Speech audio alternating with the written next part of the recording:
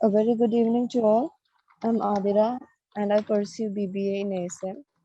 We, the SARC team members of WOW, at this point in time are here to dispense the webinar in the topic Mental Health at Workplace. On account of this webinar, we are immensely contented for getting connected with one of the alumni, Miss Lovena Vincent Das. She topped her MBA in ASM Group of Institute in 2012-14.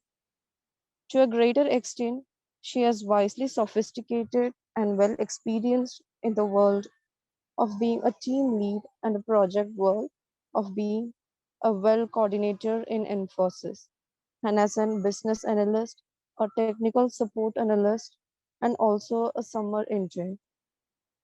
Secondly, she has well adapted skills and top knowledge in the fields of IT, has a team leadership, a technical knowledge required to do a job, a great team player, a top entrepreneur, and has an energetic and positive personality. So, here the students of ASM have conferred an opportunity of acquiring the ideas of your path of achievements, ma'am.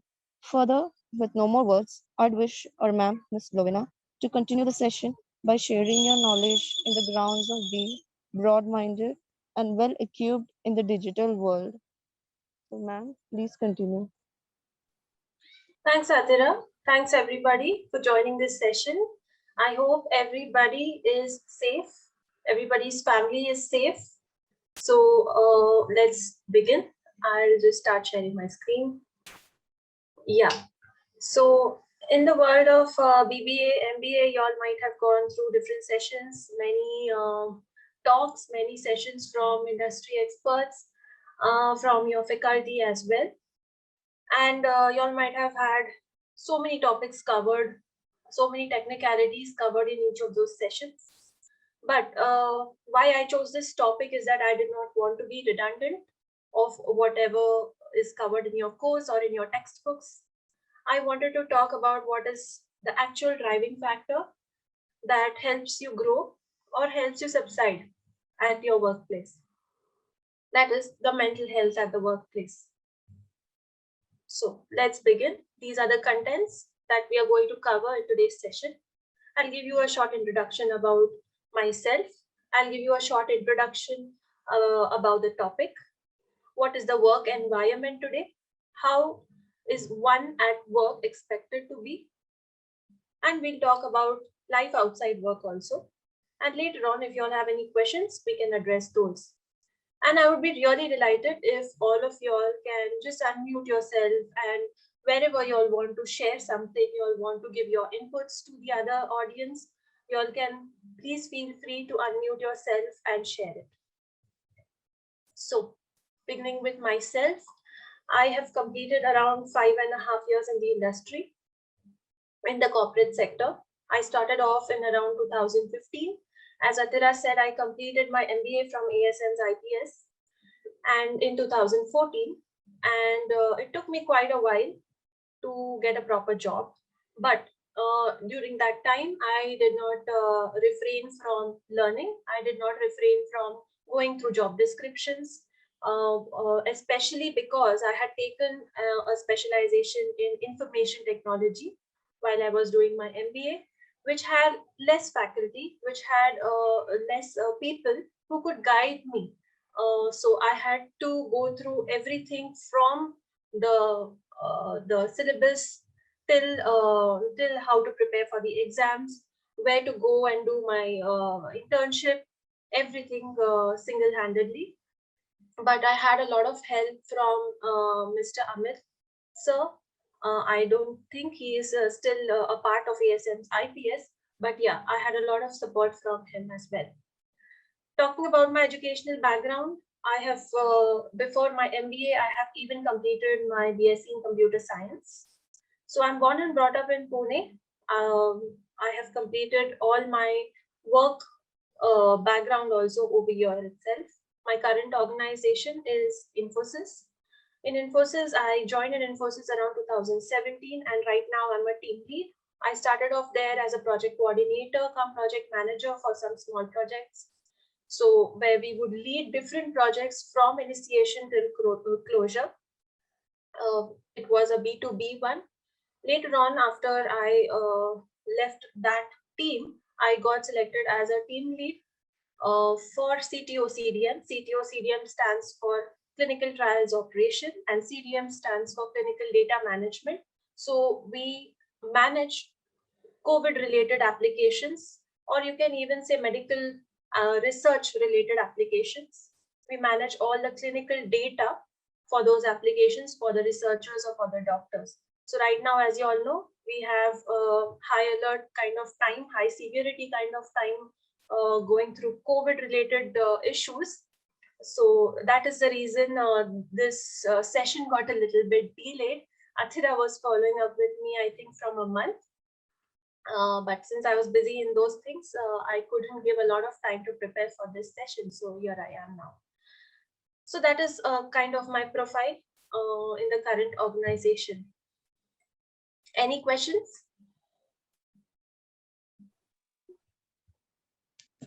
I think there's no question, ma'am. Sure. Can continue. Sure. Okay. So talking about the prelude, I'll give a short prelude of the topic that I have chosen for today, mental health. First, we'll talk about mental health and what it is exactly. So when we have certain goals, we all have certain goals in life, we all have certain aims, we have short-term and long-term goals. We need to do something in life. We are at a stage where we have to decide for our career, we have to choose a particular career, we have to choose a particular stream, we give it a lot of thought. So everybody of among us has a willingness to achieve that goal, whether it is short term or whether it is long term. Okay, so out of that willingness, we perform different actions, we go through different courses, we take up different sessions, like these webinars are conducted for you all. We go through all the learnings, etc. So there is a driving factor for this willingness. This willingness comes through that. Would anybody like to let me know what you all think would be the driving factor? What helps us have or persist or maintain that willingness to achieve our goals? Anybody? Yeah, anybody can go on unmute and just give your thought. For me in personal, it may be survival of the fittest. So Yeah, thank you. Any other person? Okay, no problem. So to persist that willingness is one small but very, very, very, very important thing, which is known as motivation. If you don't have motivation, you will not achieve anything in life. You will not even be willing to achieve anything in life. You will not even be willing to perform a particular action, perform a particular task, okay? Or even perform at your job, even perform in your exams, okay? So if you don't have the willingness, if you don't have the motivation, there will be no willingness. If there is no willingness, there won't be any achievement of your goals. Now, yes, anybody wants to share anything? Okay, fine. So now let's talk a little bit about motivation. So you can receive this motivation maybe in an external way or an internal way, as the name suggests, extrinsic motivation and intrinsic motivation. So extrinsic is, of course, something which is external to your mind. Like it can be your salary. Salary can be kind of a motivating factor for you. The allowances that you get in your job can be a motivating factor for you. Okay, your mentors can be a motivating factor for you. Your role model in life can be a motivating factor for you. These are all extrinsic motivations. Okay, and the list goes on.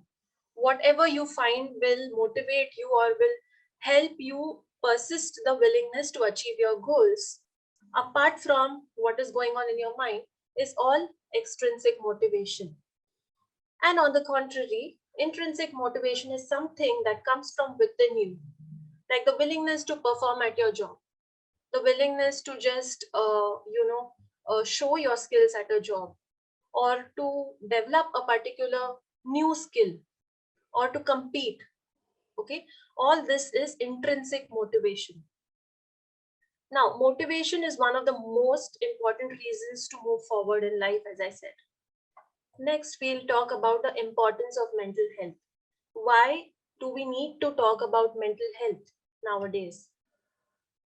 So, if you take an organizational point of view, it is a strategic priority. Nobody among us would like to join an organization that does not give any importance or value to mental health, or that does not talk about mental health, that does not show that they care about mental health. None of us would like to enter such an organization. So, from the organizational point of view, also, it is a strategic priority to talk about mental health, to include this topic in their inductions, and also that they want to foster an inclusive workplace. Now, inclusive talks about not only people at different levels of skills, but all kinds of people, all kinds of diverse people that we have in the entire world.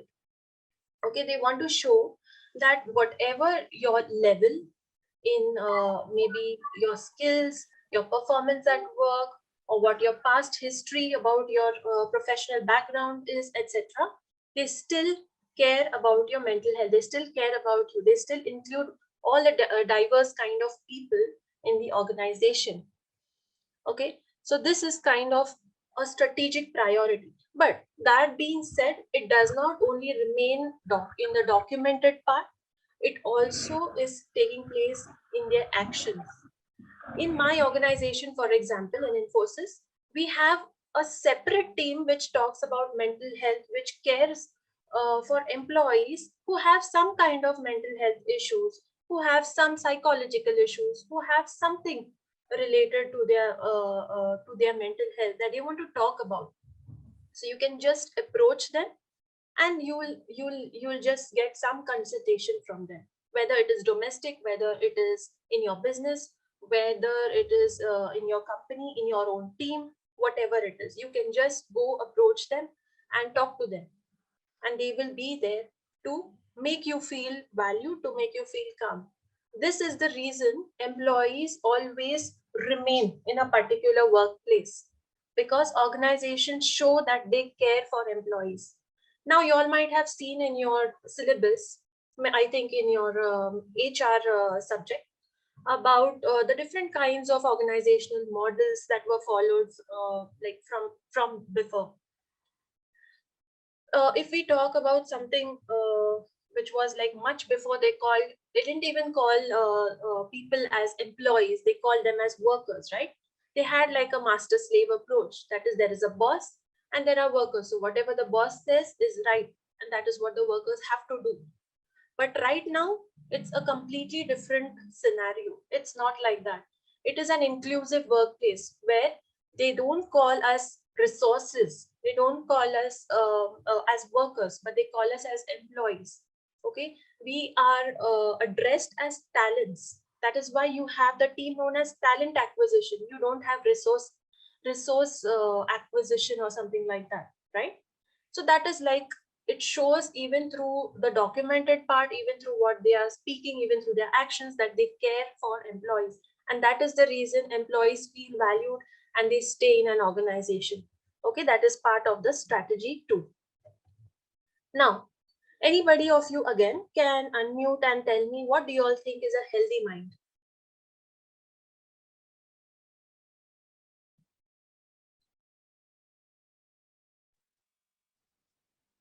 Hello, ma'am. Yes, hi. Hi, ma'am. This is Prathamesh. And as of you asked the question, what do you mean by the healthy mind? So, as of me, healthy mind refers to the things or to the phase of the person who knows what he's doing. Like he knows what he's doing in his world, and he's not going through any of the contents like depreciation, or he don't have any stress. Okay. So and he's happy in his life. Like even there are some phases like in which we are going through sadness and happiness, but there are some phases like we don't know what we are doing in actual Yeah. world, or we don't know where to share the thoughts, or we can't express ourselves. So these are the symptoms of unhealthy mind. And if we just get this thing out, we can say that he's into a healthy mindset. Okay, thank you so much, Prathamesh. Anybody else would like to speak up? Yes, ma'am. Raj here. Hello, ma'am. Hi, Raj. Hi. Yes, ma'am. Healthy mind refers to a balanced mental and emotional state, which allows a person to be productive during their day, Very I good. Okay. contributing meaningfully to the community they live in, or the society, or wherever they do. Okay. That's very good. Anybody else? One last. Anybody else? Hello, ma'am. Aman here. Hi, Aman. Yes, ma'am. Ma'am, a healthy mind could be that drives toward a positive thinking and lives like an active lifestyle.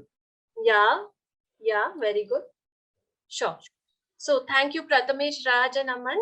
So now we'll see there are three factors that define a healthy mind. Okay. These are those three factors. Like I think Raj said, there is a state of balance. Okay. Emotional balance between the individual as well as the surrounding world. Now, the surrounding world doesn't only mean human beings, animals, nature, everybody. Okay. So there is a state of balance between this individual, between ourselves, as well as the surrounding world. And this balance is in a state of harmony. We live in a harmonious relationship with one another, whether it is in the organization, whether it is in our family, our relatives, our friends, our college, anybody. Okay. So it is in a state of harmony. Now, what does that mean? It means that you accept what you are and you accept what the other person is also. So something might be good for you, something might be right for you, but it might not be good or right for the other person, and vice versa, right? So, you might find, you might have an argument over something, but at the end, you should know that this is how this person thinks, and that is completely okay. Everybody has their own mentality. Okay. So, living in this state of harmony is another factor. And the third one is coexistence. That is, you give something and you get something. That is coexistence. Like we are a part of nature. So we get something from nature, we have to give it back also. Otherwise, it won't be like a balance. Okay, so this is just an example of nature that I told. But this is a coexistence between, like I have written, the realities of the self and that of the other people as well as the environment. Okay, so acceptance is the basis of the healthy mind. You have to accept that somebody is the way he or she is, and how you are is the way you are. That's it. Just value it and you'll have a healthy mind. You won't have depression, you won't have sadness, you won't feel anger. Okay, moving to the next slide. I hope you all recognize this Maslow's hierarchy of needs. Yes, ma'am. Yeah. So I think I had learned it during my MBA in one of the HR subjects. I think in the principles of practice management and organizational behavior in one of those subjects. So this Maslow's hierarchy of needs, as we had stated in the beginning of this session about motivation, correct?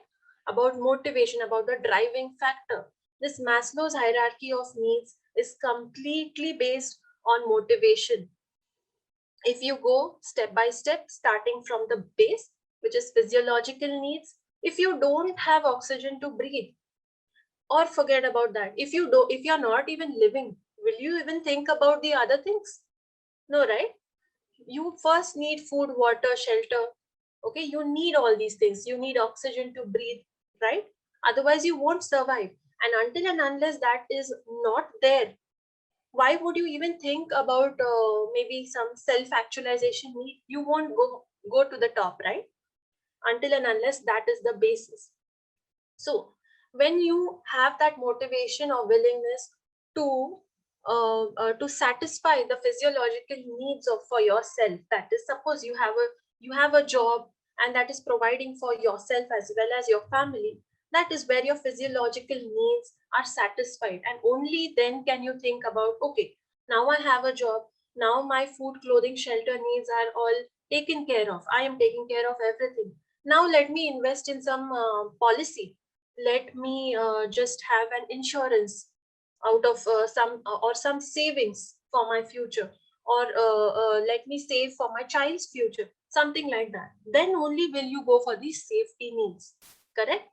And after this only, once all that is secured, only you'll think about having a family, getting married, okay, having a girlfriend, having a boyfriend, all these things. Okay, you'll think about spending time with your school friends and college friends in your free time. You'll think about social media and stuff. And after that is done, only you'll think about your esteem needs. That once I have a family, or I'm on social media, or I'm in a proper friend circle, I need respect from them. Otherwise, you won't be with them. Okay, only then will the self-confidence and all these things come in picture. Next is the cognitive skills. So once these deficiency needs are done, then these growth needs start. You enter into that phase. Okay, once all these needs are satisfied, then you think about, okay, now let me pursue something. Okay, let me complete this course, let me get certified in this skill, let me start practicing for this. Or it might be a hobby, it might be an actual skill for which you are paid for on your job, anything. And that goes the paradigm on top, which ends with helping others. So when everything, first of course you will think about yourself. Okay, once all your needs are satisfied, you leave you reach a particular status which you thought as your short term or long term goal. Only then will you think about something else, that is like helping others and spiritual experiences. Okay, is there any doubt in this slide? Is there any question, anything that you all want to add for the rest of the audience?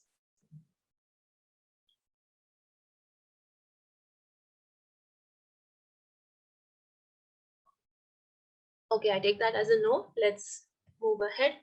Now let's talk a little bit about the work environment. In the work environment, we see at one side there is the organization, and the other side are all of the students who want to enter the industry. First, talking about the organization.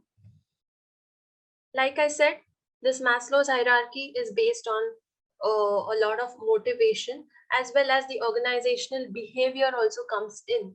Now, when we talk about organizational behavior here, as I said before, when the people used to go to work and all, they used to call them workers. They used to treat them like, there was a boss and there was a slave. Okay, so whatever the boss says, this person has to do it. The person cannot talk about increase in their salary, or any kind of allowances, or any transport allowances, whatever. Okay, that didn't happen. Okay, so that was kind of an autocratic model. I hope you all recognize this word, autocratic model. Do you all have that in your syllabus yet? Yes, ma'am, we have. Very good. So this was the first kind of the mindset that the organizations had towards their employees, towards the people who work for them, towards the people who work for their goals. Okay, but right now when you see, there is kind of a supportive model. The collegial model came into place, then there is a supportive model, and now we are working like a complete system. Okay, where the next point comes into picture, that is diversity and inclusiveness. Like I told you in the beginning of the presentation, that it is a strategic priority of the organization to include all kinds of people, to provide a job, or to employ all kinds of people. Now this does not only talk about skills and your performance in your college or whatever, but it also talks about being able to do something or not being able to do something, being physically disabled, okay, or you completely don't have the skill on that job, for that job, okay, still, or whatever is your custom, from where you come, your culture, nothing is left at the side. Okay, they include each and everything. they still consider you for the job. So this again, when you talk about diversity and inclusiveness in the organization, you will see these phrases go hand in hand. Okay, these will go hand in hand in any vision, mission, or objective statement. You will find diversity and inclusiveness, which is highly being practiced, not only being a strategic priority, but it is also practiced in the organization. Okay, next is the perception of experience. Before, the organizations had perceived experience as the number of years in the industry. So when we would say that a person has around 10 years in this experience in this industry, it would mean that the person has literally spent 10 years in the industry. That's it. So spending some time in the industry is equal to having that much experience into the industry. But right now, it's not only the years of experience in the industry, but the skills that that person holds. So you may find that your manager is not maybe very much experienced. I mean, did not spend a lot of years in the industry, but is skilled to manage the entire team. Okay, that is how organizations have changed their perception. Now, that being said, minded, I'm not saying that the number of years in the industry are not counted. That is also counted, but the skills are also valued or paid attention to or considered while they want to hire for any particular job. Okay, so you might be a complete fresher and you might have 50% of the skills, and the other 50% of the skills you might not even have heard of, but still you will get the job if that particular person sees that motivation and willingness in you to perform at a job or to develop that particular skill within you. Next is the vision, mission, and objective. So the organization nowadays has the vision, mission, and objective to again include all the different kinds of people, where you also have to work towards that particular vision of the organization, that particular mission. Whenever you go to any organization, first always have your eyes on what is the vision, what is the mission, and what is the objective of the organization.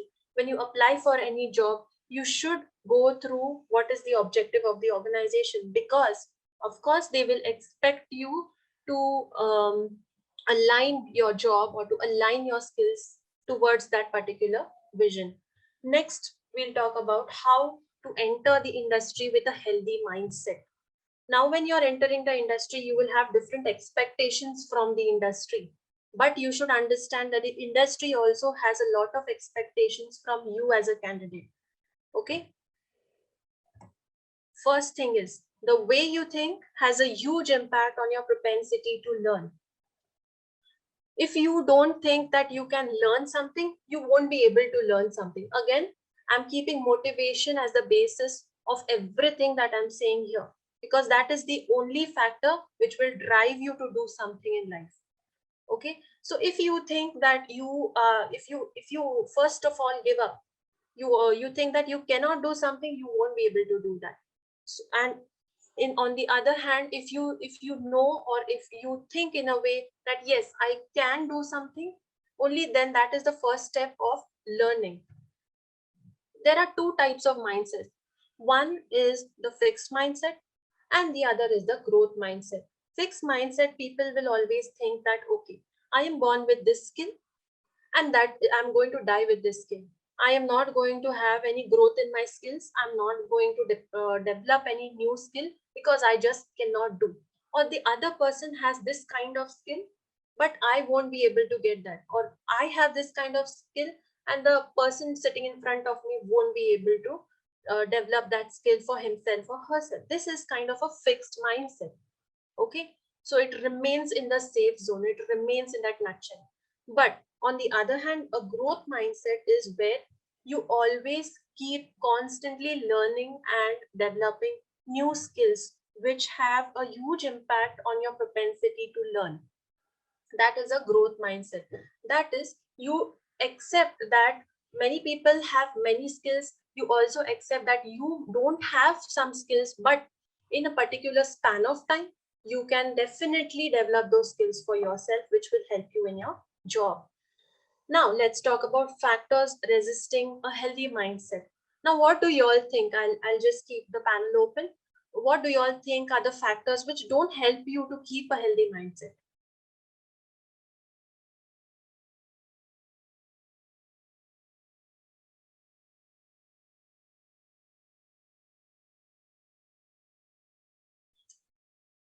Anybody?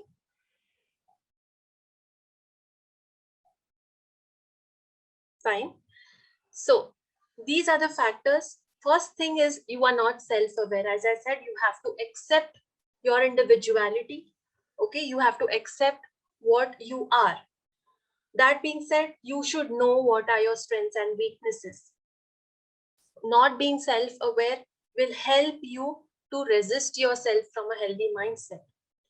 Next thing is you are maintaining the safe zone, like we spoke in the fixed mindset point, that you maintain the safe zone. That means you won't be able to grow. You will remain in that nutshell for the entire life. You see skilled people as a threat. If the other person is having more skills, you just take that person as a competition or as a threat to your growth. That is not a healthy mindset, and you give up easily, and then you don't put any time and effort or any dedication towards your goal. These all are the factors that will resist you from a healthy mindset. Are there any questions until now, or anything you all would like to add?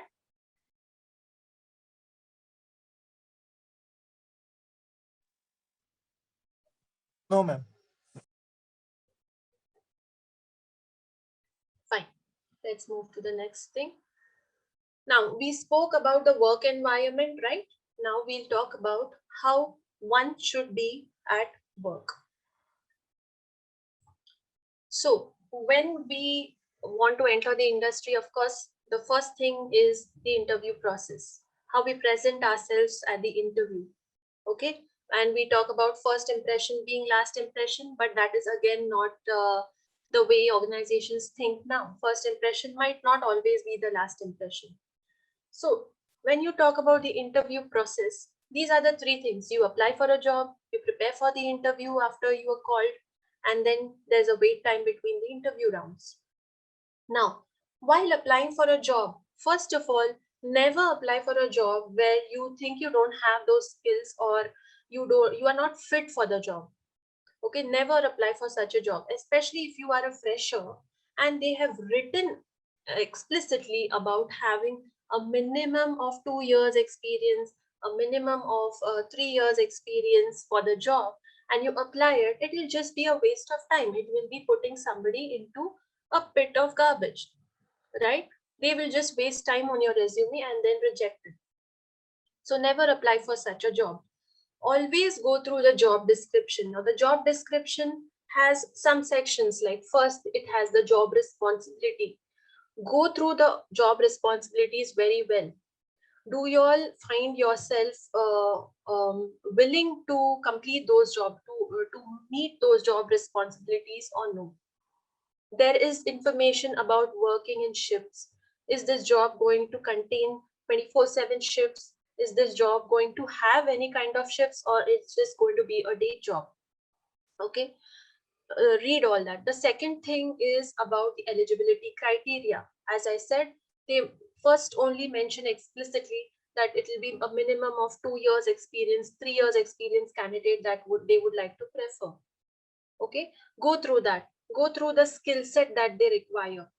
Most of the times I see nowadays during the in the job portals that they mention what skills or what technologies the candidate should be skilled into. Okay, read those eligibility criteria also. Next thing is where you are going to be located. Where is the job location? That also is a very important thing that you have to keep your eye on. When you're preparing for an interview, now when you're preparing for an interview, you should always prepare first according to the job responsibilities that are listed there. If you all don't recognize any particular point over there, you all can just Google it and at least have knowledge on what that particular responsibility holds. Okay, so when you go appear for the interview and the person asks you, the interviewer asks you about a certain point which was mentioned in the job responsibilities, you can say that, okay, I don't know about this, I have not done this practically, but I have read about it, I have knowledge about this.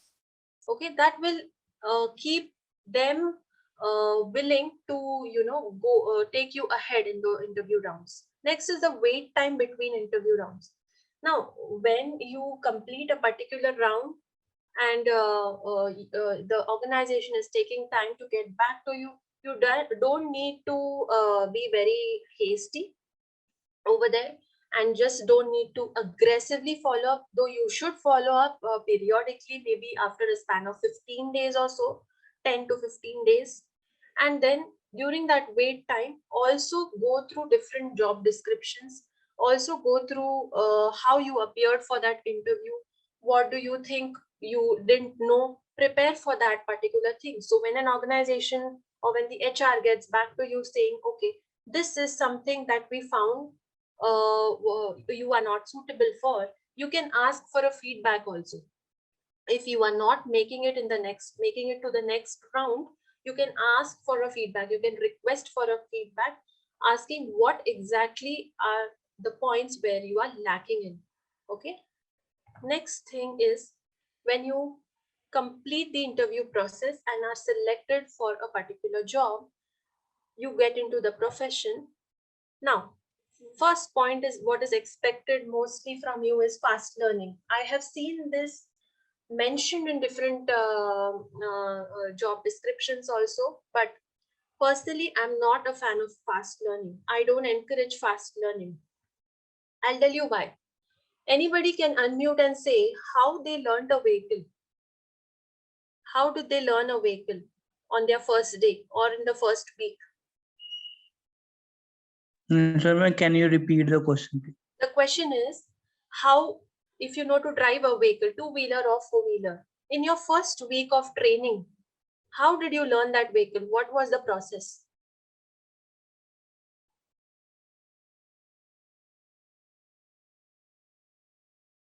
You all might have learned it from your friends or whatever, but how did you all start?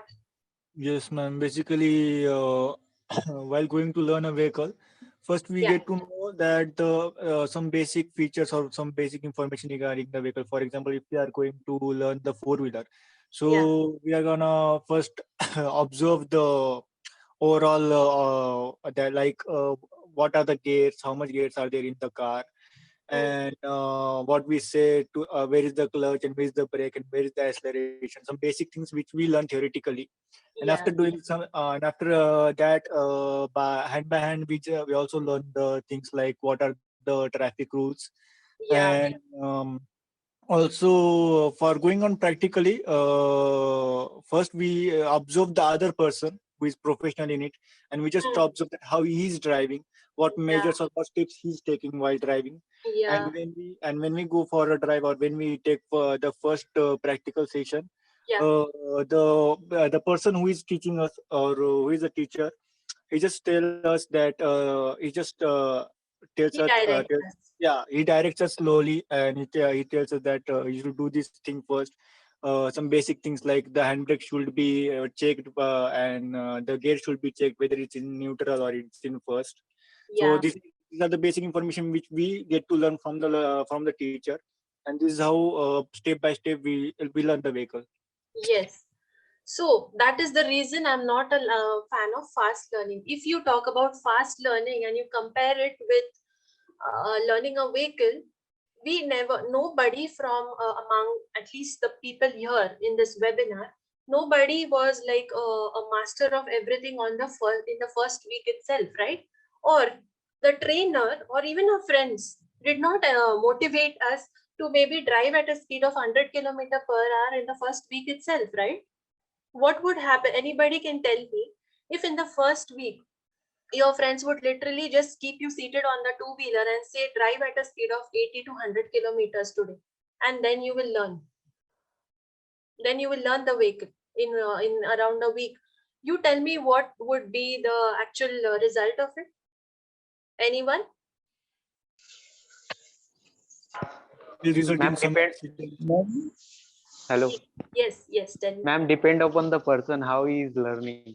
If he is very aggressive towards his work, then definitely he will achieve his goal.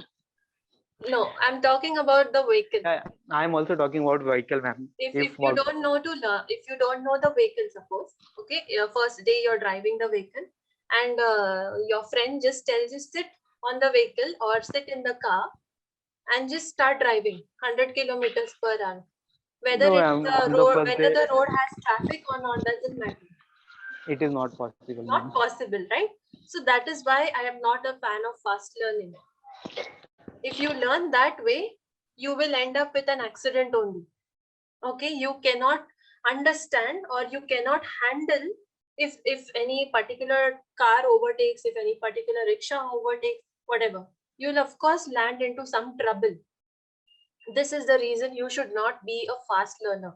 You should always be a steady learner. Okay, not slow also, but you should always be a steady learner. While learning a vehicle, we always first start with the first gear.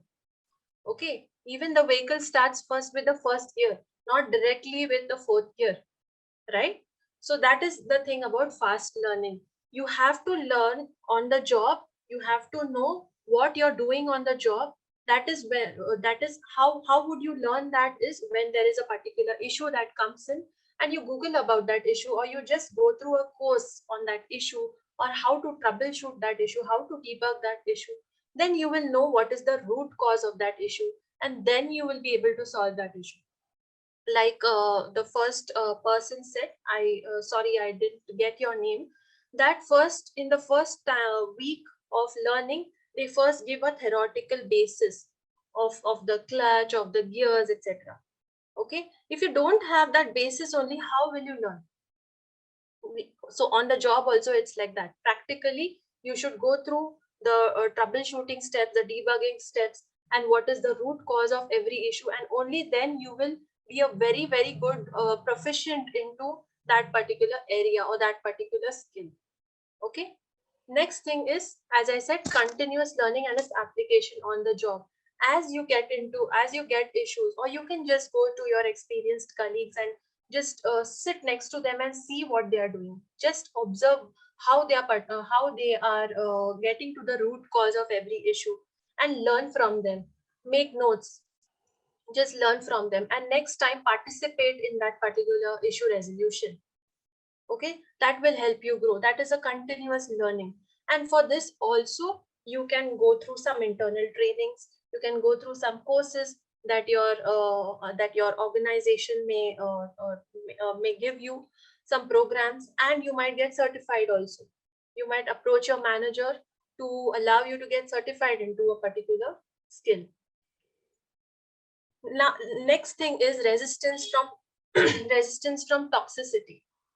Okay, so when you enter a profession, especially as a fresher, first of all, you have to only concentrate on learning, on getting proficient on that job, on understanding. Suppose you're working on a software in a product-based company, on understanding why that software was built. What is the actual business objective for that software being developed or to be developed? Okay, what exactly is your team doing? How are they doing it? What skills are they applying? How much of those skills do you all have?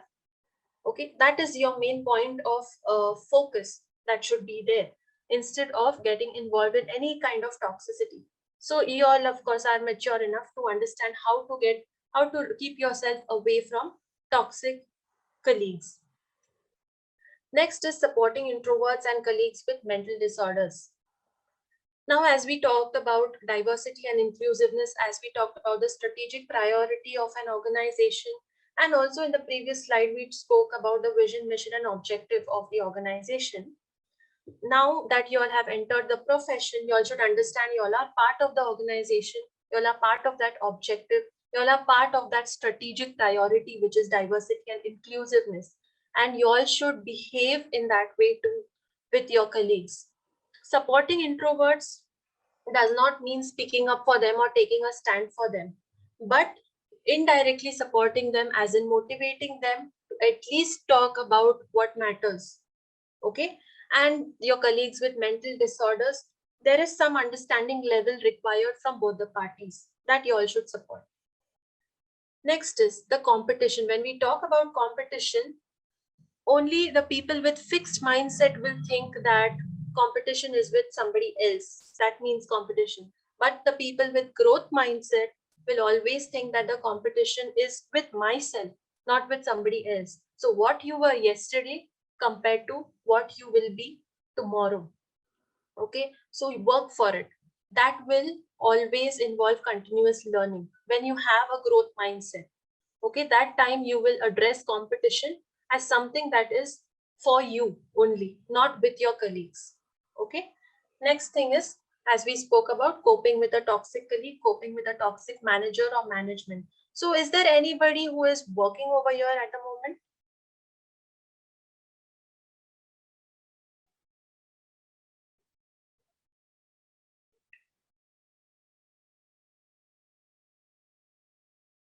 Okay, fine, I'll take that as a no.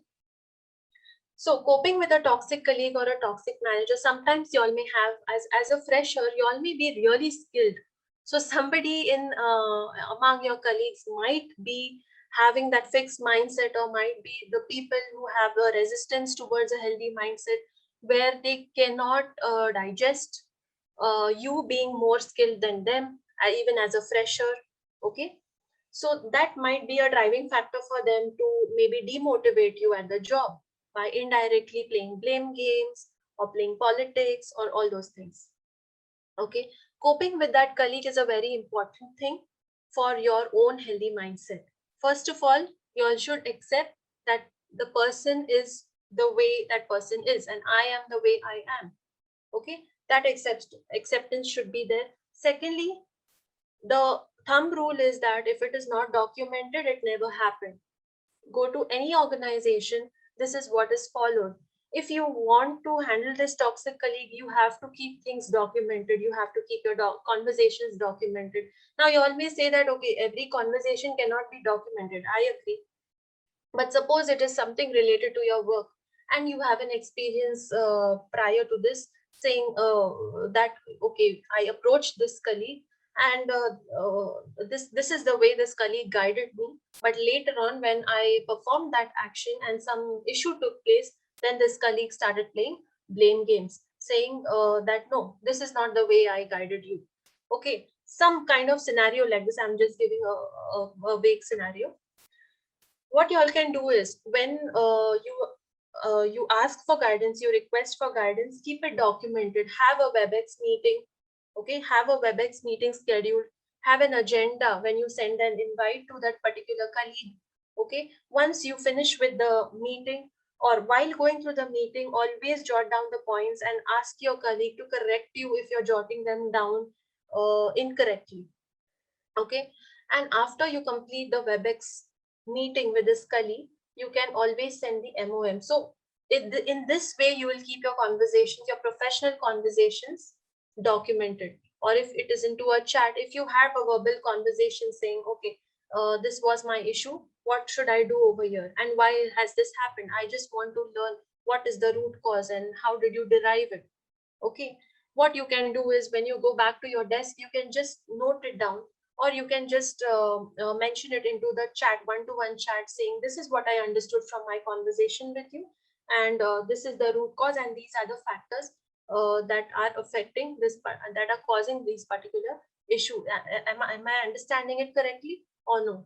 So later on, suppose what happens is, sometimes these colleagues, and I have also faced some colleagues like that, I've seen my friends face, all of us have to go through it. When if something is escalated to your manager on your name, and your manager just doesn't go through anything and just comes and asks you for an answer, this is what you can show to your manager. Okay, this is what are like kind of proof. So that being, I want to stress upon the point again, that if it is not documented, it never happened, and everybody believes that in the industry, in the corporate sector. Okay, now, are there any questions here? Anything you all want to add? Or any Yes. scenario? Yeah. Yes, Yeah. ma'am. Please. Ma'am, how can we set boundaries with a toxic manager or a toxic management? Set boundaries as in what? How can you set boundaries? How can you cope with? Yeah. Yeah, can you please elaborate a little bit or give me any scenario? Okay, ma'am.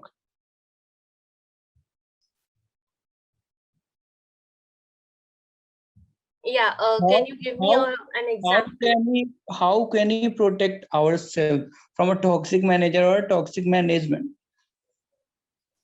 So first of all, y'all will I like as I told y'all can document everything and raising it with the HR. If you have a problem with somebody's work, suppose maybe if it's a toxic management, there is somebody else also who is facing that particular issue, right? There'll be more than one person. At least the management will not target you only. Okay, maybe the management is toxic, that's why more people are there is a set of people who are affected. You can have a unity among y'all, you can raise it. Okay, you can raise it with the HR. That is what y'all can do. But again, I said that as I said earlier, if it is not documented, it never happened. Okay, so if suppose the manager itself is manager himself or herself is toxic, you can again have these meetings where you can jot down different points that were discussed. Okay, you can have replies from your manager on mail. If there is no reply, also fine, but at least you'll have the invites about what agenda was discussed. If there is a personal if there's an issue where the manager is creating an issue for maybe more than one person, you all can have different people jot down or brief their issues or their personal experiences with the management on a different on a one-to-one mail. You all can just collide all those, combine all those mails in one as one attachment and send it to the HR. If suppose your management is just asking you to work in shifts which is not proper, maybe you have night shift in this month and next month they directly put you in a morning shift, and that is just happening. It's like night and morning, night shift and morning shift, but you are not getting a proper sleep cycle, your health is being affected. Still your management is asking you to log in, maybe even during the weekends, maybe even after you go home. Okay, which is crossing boundaries. You can have that shift schedule. The shift schedule is shared with the team in the previous month itself at the last week. You can have that also in the mail. So it depends on what kind of scenario you all are facing. And secondly, as I said, your team should be united. If you want to raise any concern about the management or about the manager also or about a colleague also, where more than one person is affected, this is the way you can do it. Any other question?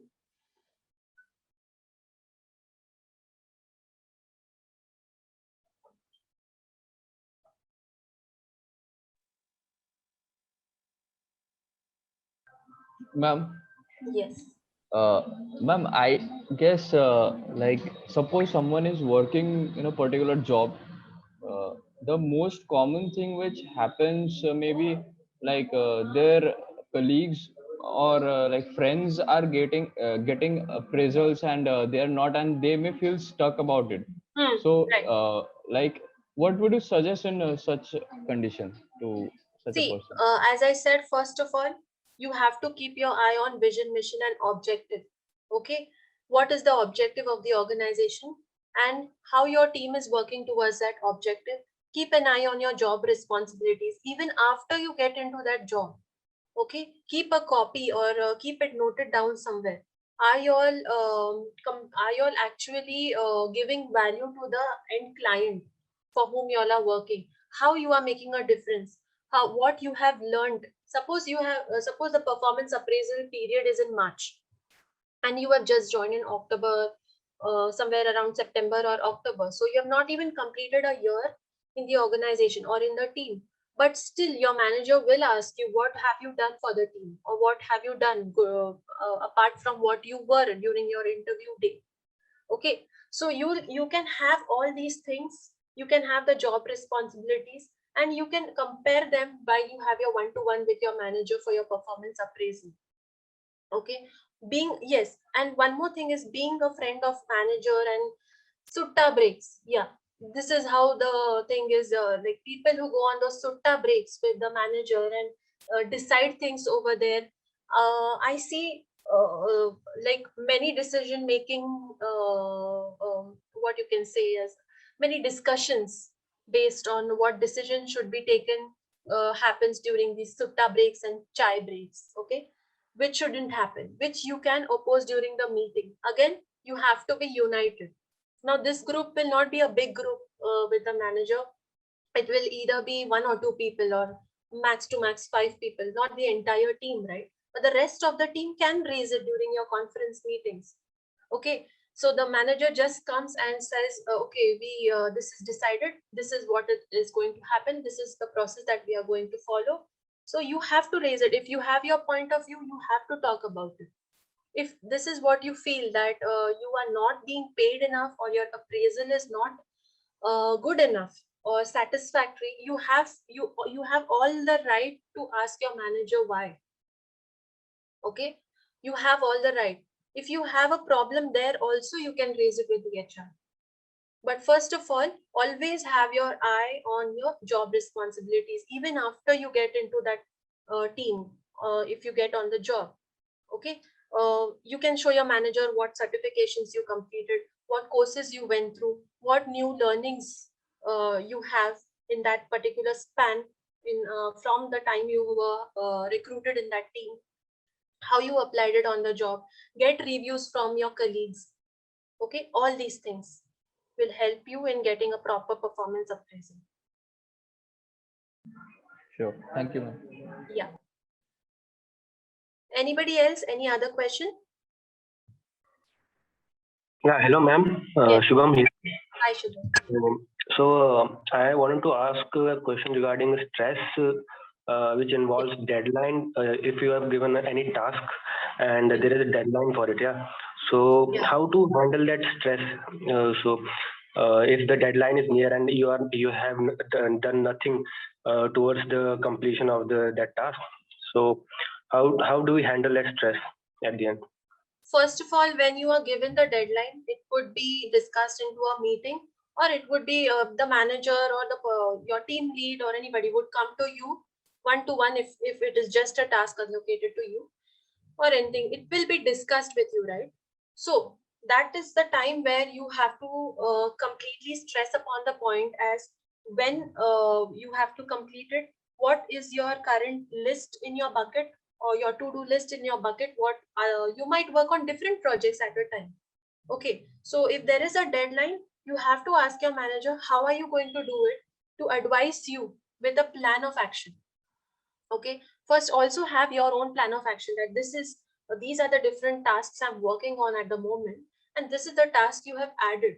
Okay, I can complete it according to me, according to the tasks which I'm already completing. With that workload, I can complete this additional task in maybe 1 month, but you are giving me just 10 days. In 10 days, I'm not giving you a guarantee that I'll complete the entire list, but I'll complete this much, maybe 10% of it. Is that fine? And if it is not fine, please add more resources to this task so that I will have hands to complete the task. Or else please talk to the client or the business to increase, to give me more time on this task. That is what you can do. So always have your workload. Yeah, and good you brought that point up. I recollected that always keep an effort estimation sheet handy with you all. Anybody can tell me what they think is an effort estimation sheet?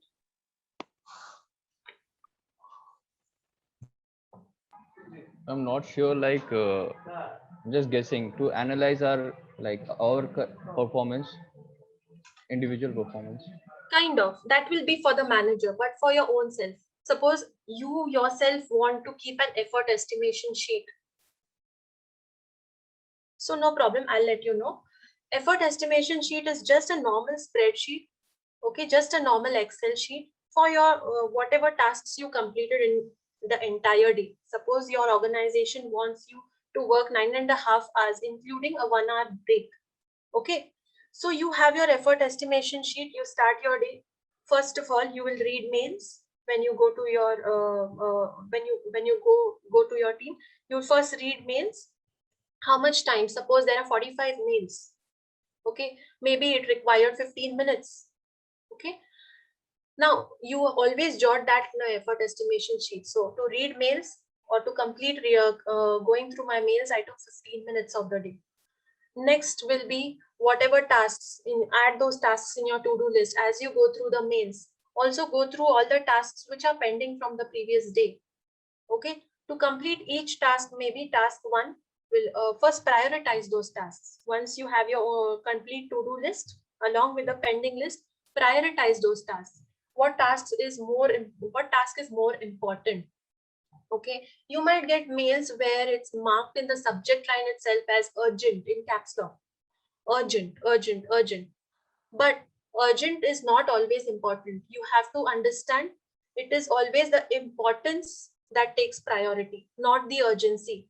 Many urgent tasks in my entire span of 5.5 years, I'll tell you, many urgent tasks don't even matter at the end. Okay, but the important tasks matter. So you should know that every urgent task, is it actually being used somewhere? Okay, in that way. So important. So secondly, prioritize your task list. After you prioritize your task list and you start working, then as you complete a particular task, always enter it in the effort estimation sheet. So this is the task I completed. Okay, and this is the amount of time in minutes or hours or whatever that I took. So you will have your effort estimation sheet for the entire day. And you can always keep a practice, always have that. I still have that practice, and I always even tell my team to do that. Okay, where for the entire month you have your effort estimation, what day you completed what task and how much importance did it have. Okay, so when your manager comes to you for different tasks and gives you that deadline, don't just get stressed about it, but discuss on the basis of the effort estimation, on the basis of your to-do list, that if I take this task in my bucket, this is the amount of time it is going to actually require, because it contains many subtasks that you will know. Okay, so it contains these subtasks. Every task, maybe we'll need to approach a particular team for it, a third party for it, or the business for it, which has an SLA also. Maybe the SLA is 2 days. So considering all those kind of parameters, you might not be able to complete that task maybe in 10 days, and you will need 1 month. So give that kind of a reason. If you just simply say that, no, I have a lot of work and I won't have time, then it'll be really vague. It won't help in decision making. I hope I answered your question. Yes, ma'am. Thank you. Yeah. Any other question? Ma'am, Hello. just a quick question. Yes. That is, ma'am, suppose like if someone is doing an internship, right? Yeah. So if the intern is given a particular task, and suppose any of the colleagues from the company tells him or her to complete a different task. So Yeah.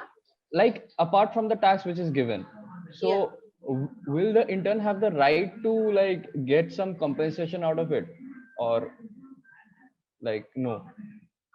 First of all, if would that task be something that you are interning for or no? Sorry, ma'am. I mean that first you have to analyze, would that task be something that you are working for as an intern over there or no? Like you may work in the marketing team as an intern, but some other person might come and say that, do you know Excel a little bit? Okay, I have this kind of Excel sheet where these financial details are there. You just need to do this. So it is a financial kind of thing, right? So it is Right. not aligning with what you are interning for. You are interning for a marketing team. Why would you do some financial task? And ma'am, if it aligns, like if it falls under the same category. Yeah, then again, the importance factor comes in. Prioritize it in that way. Okay, okay, ma'am. Yeah. I mean, have you had such an experience personally? Yeah, actually, that is why I'm asking you. Okay, okay. Again, prioritize it. See how much time it requires, and accordingly, you can tell that colleague that currently I'm working on this task, or you can discuss it with your mentor over there. your manager over there, whoever you are reporting to, that this is the new task that has come into my bucket, and I would like to help, but I'm already working on this particular task which I have to complete in these many days or in this much time. Please can you help me to prioritize? Or yeah, you will get an advice, of course. Sure. Yeah. Any other question? No, ma'am. Yes. Ma'am, I have as we are discussing regarding the mental instability at the workplace. So there are some disorders which can be observed very easily by everyone. For example, if we take the example of fluency disorder. Yeah. So the thing is, most of the colleagues and management make fun of the people who are going through such type of disorders like fluency disorders. And that type of person literally don't know what to do in that case, because he's been teased by all of the people working in an organization at that period of time, and this disorder also makes up the barrier in the organization process. Yeah. For example, he's doing on some work, and if you have to perform some presentation or any other task, but he can't do that properly because he's going through a fluency disorder. So how should he cope up with this? You can just go through, you can just start reading a book or whatever, not paying attention. Like I said, you always have to be resistant from toxicity. Like in the previous slide I told you all, right? As a fresher or as anybody, if you know, okay, first of all you have to accept that you have that fluency disorder, but people making fun is a normal thing in the corporate sector. Okay, not paying attention is very important. How you resist from that toxicity is very important. Oh, sorry, it's in this slide only. How you resist from that toxicity is very, very important. Okay, and again, the third last point, you see, the competition is not with your colleagues, so you can just let them be. You don't need to give a lot of importance. If you are thinking about them and feeling nervous about it, it means that somewhere you are giving importance to those jokes and those laughs or whatever fun they are making out of you. Okay, you are not a piece of entertainment for them. So you just don't need to value that. You just don't need to pay attention to it. Let them just keep doing what they want to do. In the meanwhile, you develop a new skill. You just go through some LinkedIn course, you go through a Udemy course. You think, okay, this is my level of fluency. Let me take up an English speaking course or some personality development course, whatever you want to do. You don't need to assess yourself or analyze yourself based on what your colleagues think about you. Yes, that helps. That somewhere I think in your theoretical syllabus, you all might have learned about performance appraisal, where colleagues are also asked and all these things. But yeah, you all can put this also as a point when you're talking to your manager, that yes, this is what I observe. This is my weakness. Fluency in English is my weakness, and I'm working towards it. And this is what I'm doing for it. So somewhere you help your own self. Your competition, again, as I said, your competition is not with your colleagues. So you might be less fluent in English, but you might be much more skilled in something else. Pay attention to that. That is your strength. So when you are paying attention or focusing on your strengths, focusing towards your goals, these kind of things would really not matter. And I'm speaking from a personal viewpoint also. Yeah. Did I answer your question? Ma'am, am I audible? Yes, you are. Yes. Might be for newly joined say candidate, there might be a situation that his task, progress of the task might be depend on his colleagues. And if he is not able to get that much information, so in that, how he should tackle the situation? So first of all, you can, like I said, you can document your WebEx sessions. You can document whatever whatever talk or conversation you all had. Okay, you can request your manager for trainings, that this is the point I don't know about at all, or I didn't understand. Yes, somebody took up a training for me, but I didn't understand. Maybe because I didn't the person might have not explained it properly, you never know. But this is what you can tell your manager. Have a one-to-one chat saying this is the progress. Okay, I'm learning on this. I'm receiving trainings from the colleagues, which is really a good thing. But I did not get any idea about these bullet points. You can just have that talk with your manager or send it over mail. Can you please arrange for some kind of session, some kind of training, so that this gap can be filled? That is what you can do. Yes, ma'am. Thank you. Yeah. Any other question? Hello, ma'am. Adira here. Mm-hmm. Ma'am, there are some questions posted in the question answer box, Oh yeah. and I wish I can move on there. So here the first question arises from Raj Priyal. Yeah. Does the vision statement say where you want to be? The vision statement always says where the organization wants to be. When you work, you always say, I'm working for an organization, right? The vision is of the organization, what the organization's founders visualize themselves to be at one day. And you are working for that vision. Where you want to be is your own career vision, your own goal. And if it aligns with the vision of the organization, or you get to learn something so that you can eventually later on move out of the organization, start your own business, okay, be an entrepreneur, it'll help you in that way. So don't get confused. The vision statement never says where you want to be. It always says where the organization wants to be. Yeah, I hope I answered that, Raj. Yes, ma'am. Yes, ma'am. Yeah, I think you have one more question. How to structure your interview process to maximize the chances you'll make the right hire. Can you elaborate on what do you mean by structuring the interview process? Ma'am, I'm just curious about what do they think when they hire a right person, how they structure, but how they plan the interview process. So yeah, as I said, the job description. The job description has different sections. First of all, there are job responsibilities, and you always, should prepare yourself based on those job responsibilities for the interview. Okay, you might just not know something about that job might be something where you have to collaborate with the sales and marketing team, and you are actually an IT person. Okay, and there is a job responsibility which says something related to that. So you can just Google it, or you can say, or you can ask that doubt during your interview, that this is what the job responsibility stated. What is actually the expectation out of this? Or am I going to get a training?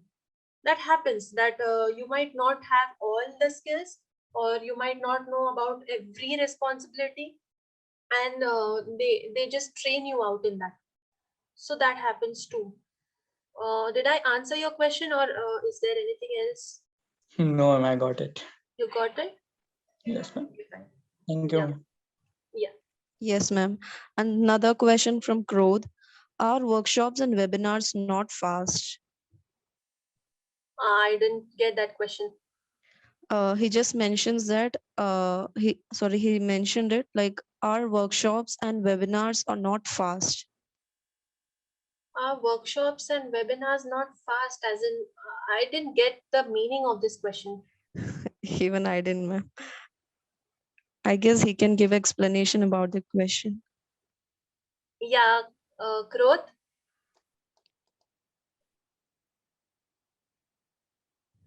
Krodh, could you please explain the question?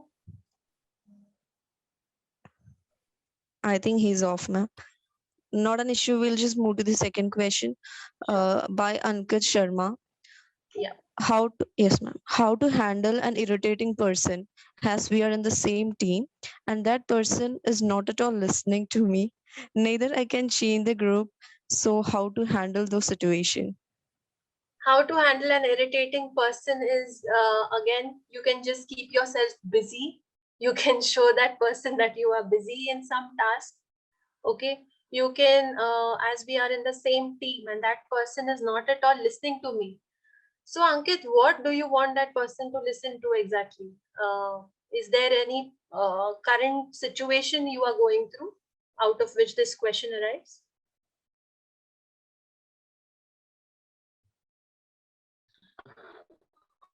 Hello, ma'am. Hi. Yeah. Currently, I'm facing like I'm in a college, I'm working in a team, and there's a guy who's not listening to I me. think, So Ankit, I sorry to assign him a interrupt task. you. He needs to do Ankit, that. sorry to interrupt. I think there Yes, is an ma'am. issue with your audio. Can you just see that? So that's the reason there is a disruption in your audio while you're speaking.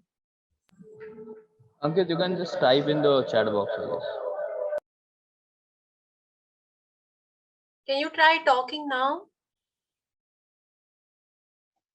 Now is it clear? Yeah. Yeah. Yes, so actually, I'm facing the situation like I'm in a college. So there is a guy who keeps on irritating me. Like I'm the team leader of his team, but whenever I assign him task, he never does that and come up with neither any solution. So neither I can change my group. Even I have complained against him, but neither teachers are taking any actions. So what should I do? It's just college, Ankit. It's just college. What kind of team is this? Actually, we are working in a project like it's a type of a competition. So we have been assigned 10 members, and every time we have been assigned with some of the other project, but the team is almost every time it's same. Okay. Either we can change it. Like we are a member of a 10, and out of them, only 3 are working. Only 3 work. Yes, ma'am. We only 3 work, and all the headache and all the burden it comes on me. Every time they keep on saying that you are the team leader, you should do. Yeah, but you are the team leader. You are not the slave, right? Yes, ma'am. Yeah. So I don't have a proper solution because I have not been in such a situation at all. But yeah, you can just again talk to your teachers. That's what you can do because I have not been in such a situation. So if a person has no motivation or willingness only to do anything, he or she will not do it. Like I started during our session, there will be nothing. And like after this, after you complete some task or this project is completed, you should mind that while you're giving credits to this person. You should not give credits to somebody who has not done it at all. So give credits to only 3 people. That's it. Thank those 3 people. Just give credits to those 3 people. And you And make I it very mean, clear to your teachers why is this that is happening. Keep a tab on what is the progress and who is doing what. okay, and ma'am, one more question, ma'am. How do we control our anger while working in an organization or team where no one is again listening me as a team leader? So what action should I take, or should I don't take any action? You should not let your anger take control over your mind, Ankit. As I'm a team leader here in Infosys, yes, I have been in situations where people just, and that somewhere comes from gender specific, also in some people's minds, that they don't want to take an order, not order, but demand, or they don't want to report to somebody who is a female. They don't want to take that. Okay, it's some ego issue, I think. So they come up with different kinds of responses which generate that anger.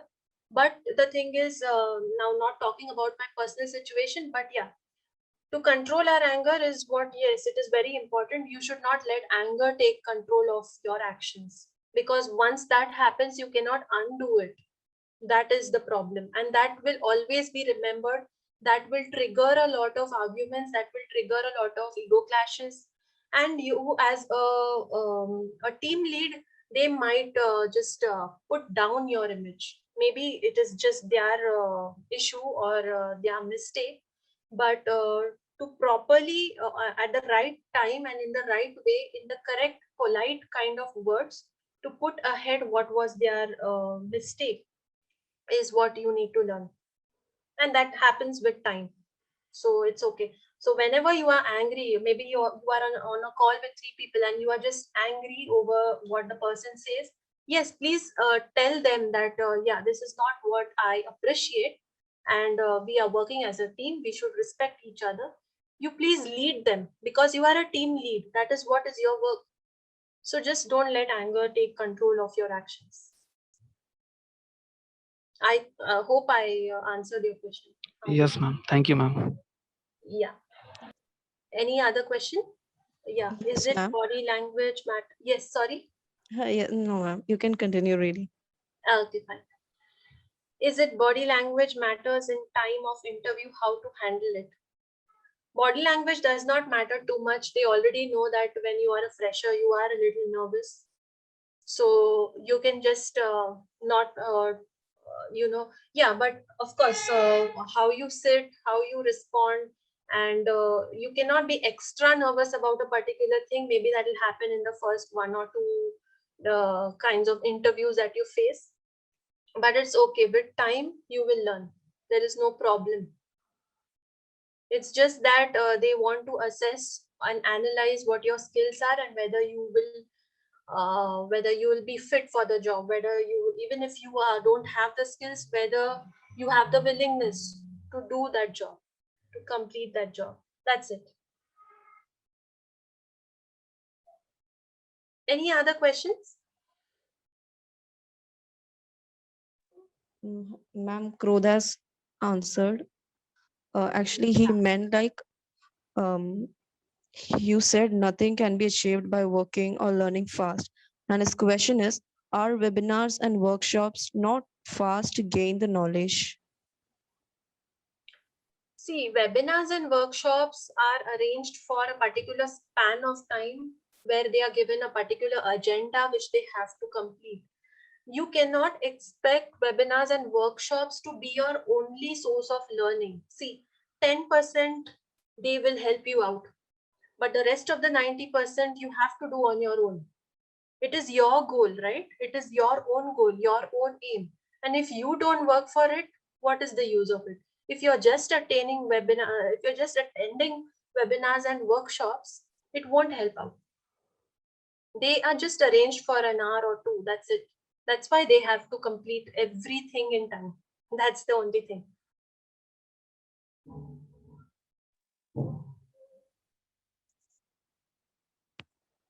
Yeah. Did I answer your question, Krup?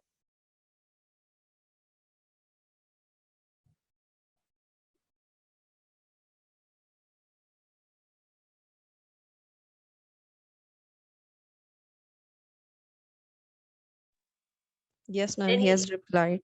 Okay, fine, fine. Any other question?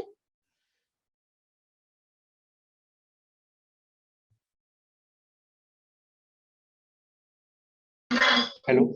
Yeah. Yes, ma'am. I have a question.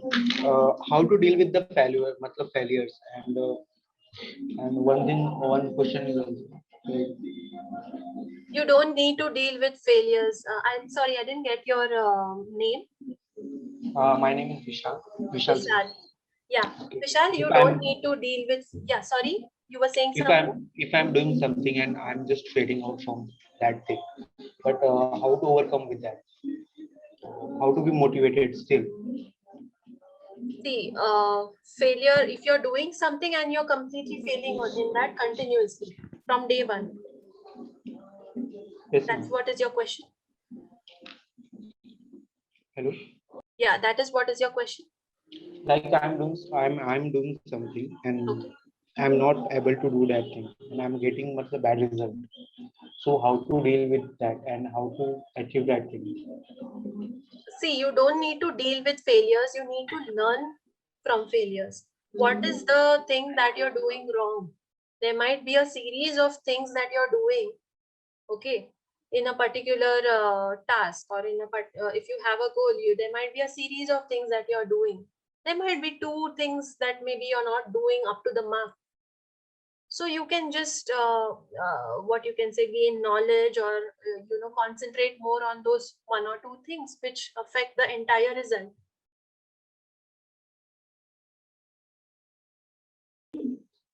Or maybe you can just try another way of doing it, another workaround of doing it. That is what you can do. Okay, I'm good. And one question is also that how to make our vocabulary and conversation strong like you. Vocabulary and conversation, it happens with time. Again, you can see, you might have colleagues which support you a lot. Okay, in my previous team, there were people who didn't have good vocabulary, but they were technically very sound. So you can have that synergistic environment in your team where suppose you are drafting a mail and maybe your grammar is not that good, your vocab is not that good. You can just know, okay, this colleague of mine has a very good vocab. Okay, you can just ask that colleague to go through your mail. Just go through your mail before sending it. Okay, and let them advise you where you are grammatically incorrect. Or you can just take advice from your manager, or just an open informal conversation that you all might have during your break times. Okay, this is my vocabulary level. What do you all think? What should I learn? Like where am I lacking? And side by side also you can go through different videos which help you grow in vocabulary, which help you grow in your pronunciation skills. There are many apps nowadays that you can download. Listening is a very important aspect of it. Listen to how your colleagues speak. Okay, listen to a new word every day. Have a dictionary handy. Maybe you are very comfortable with Hindi, so there are Hindi to English dictionaries also. There are English to Hindi dictionaries also. Have it handy. There are many factors like this. So you can keep yourself, motivated to work towards that also. You can take help in that way.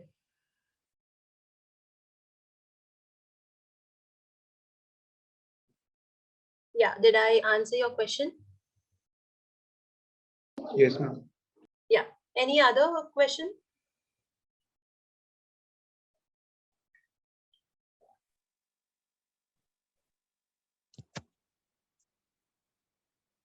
I think there are no more questions, ma'am.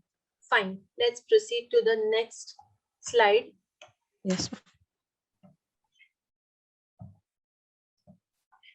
Which is work-life balance. So now, as we have discussed everything about the work environment, we have discussed most of the things about how one should be at work. We should always remember that work is not life. It is a part of life. It is a very small part of life. Okay? And it's just work. Your colleagues and all, at last, they'll just move to a new organization. If you are yourself not in an organization, your seat is going to be filled with some other replacement. Okay, again, as one question was there where they asked about the vision, where the vision of the what is it about you or is it about the organization? That again should be kept in mind. It is the organization that you are working for. Okay, whether if the job does not satisfies you, you can leave that job and go to an organization which satisfies you in terms of your career, in terms of your goal, in terms of your aim in life. Okay, that is one thing. But again, when you come out of that organization, when you come back home, you have to leave it at work itself. All your stress or your worries, all your arguments, anybody who is irritating you or anything that depresses you should be handled only inside that organization. Don't mix it up with the other part of your life, or you are going to disrupt everything. You're going to destroy everything else if you make that work your entire life.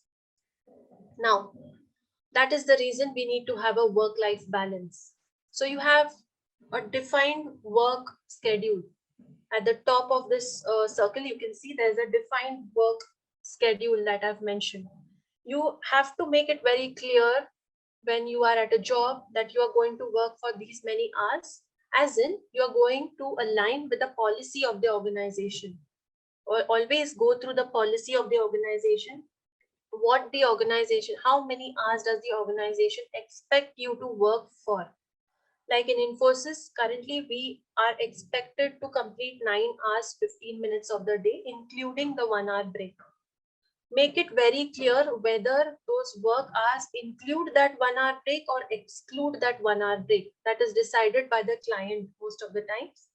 Okay, be very clear on that. So those 9.5 hours, do they include that 1 hour break or no? That define work timing. Okay, if you are asked to work outside those definite hours, you are asked to go work from home again or log in on the weekends again, have it documented. Always have it documented. Okay, this is one thing. And once you extend your shift, or maybe you are working on the weekends, see that you get a complimentary off, or see that you get paid for it, or see that you are allowed to work less on some other day. That is how you have to balance it. Next thing is your physical health. Now, physical health does not only mean going to the gym, it also means that mentally you have to be very healthy. You have to keep yourself mentally refreshed all the time. Every day you take it as a new day. You take it as a new challenge. Okay. Next thing is your family. You should always care about something there is apart from work. Okay, your family. Spend time with your family. Spend time with your friends. Spend time for your talents and hobbies. It can be anything. It might be just like learn skating or boxing or go learn a keyboard, something like that. Okay, you might have different kinds of talents. You might just want to write a book. Okay, you can just every day have some time defined, 1 or 2 hours defined. You might want to learn French. Okay, anything else. So give time to your spouse, your boyfriend, your girlfriend, your friends. Okay, spend time with them, not only on the weekends. Okay, all these things. And the last thing is rest. Rest from everything. Now, doing nothing is also one thing. Okay, so doing nothing is also very important. Complete rest from everything, at least half an hour every day. If you do nothing, it will be really beneficial for you. It does not mean wasting time. It just means taking a break from whatever is going on in your life. That is what is work-life balance now that I've covered. Anybody would like to raise any question here?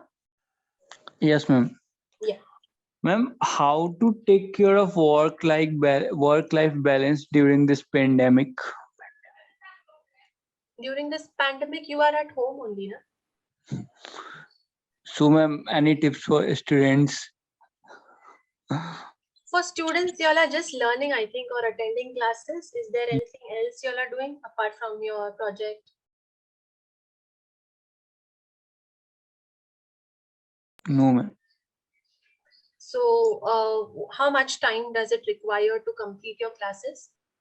Like, talk about your entire day to me. Like, how does your day go?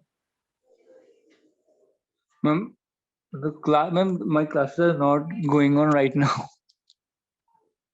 Yeah, it's okay. But whenever your classes are going on, how does your entire day go? Ma'am, I watch so many things, like I watch series, web series. Sometimes No. As in, I'm asking about your timetable. Like, from the time you get up in the morning, how many classes do you attend? How much time does each class take? And how many total classes complete in one particular day, including your breaks? Ma'am, I think 4 to 5 hours. 4 to 5 hours for all your classes to complete for the day? Yes, ma'am. Okay. And what next? After that, suppose you have a project apart from your classes. Suppose like another person, Ankit, raised it, right? So there are projects. So how much time do you give for the project, for that work? Ma'am, as of now, 1 hour. So that accounts for, let's take 7 hours completed. So you completed 7 hours of your day. Take a 1 hour break for your lunch, completed 8 hours. And for your breakfast, take 1 hour break. Okay, you completed 9 hours. What are you doing for the rest of the time of the day? Ma'am, as of now, I'm watching IPL, and sometimes I watch web series, movies, and sometimes I study. So that's how I spend my entire day. So you are having work-life balance. Okay. Yeah. Did I misinterpret your question? Was your question something else? No, ma'am. No, ma'am. No, ma'am. I got it. Okay, fine. Any other question?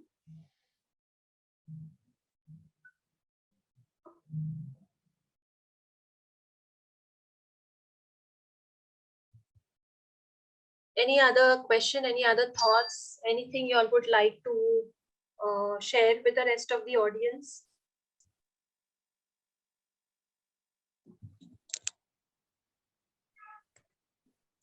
Ma'am, I think no. Fine. So I don't have anything else. I think I've touched based upon everything.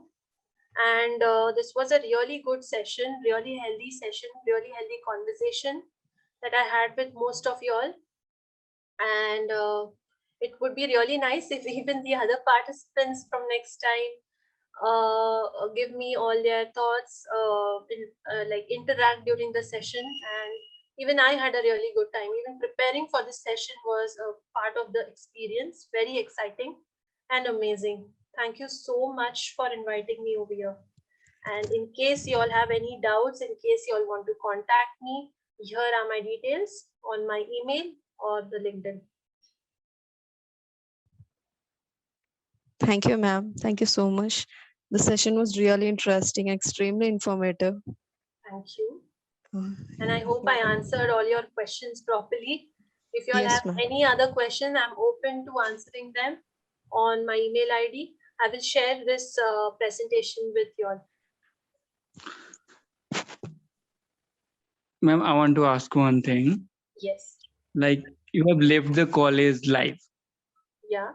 So what would you suggest the first year students for their college life? How to enjoy, how to live college life?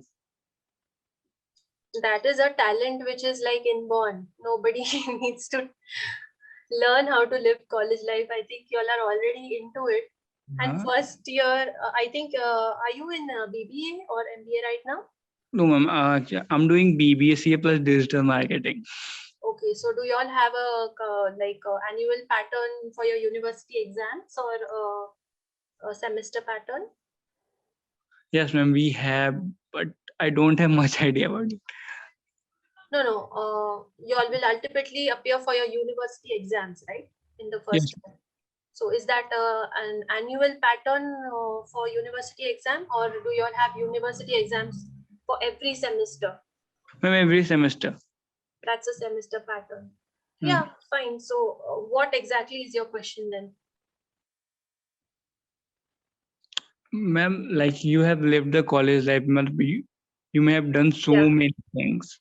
Yes, I have. So likewise, I also wanted to know, like I haven't seen the face of college yet. You haven't seen the face Due of to college pandemic. because of the pandemic? Because of the pandemic. So I was just curious about the Actually, college. I have not lived that kind of a phase where I had to go through online sessions. But yeah, of course, I can share some things how I would, at least during my graduation when I was doing computer science. My college used to begin at around 7:30 a.m. So once my college lectures, it took around 3 hours to complete. I would have a half an hour break and we had to go up here for practicals every day until 5:30 in the evening. So once I would complete my practicals, I would, so these practicals used to be like on an alternative day basis, sometimes computer practicals, maths practicals, statistics practicals, electronics practicals, all these things.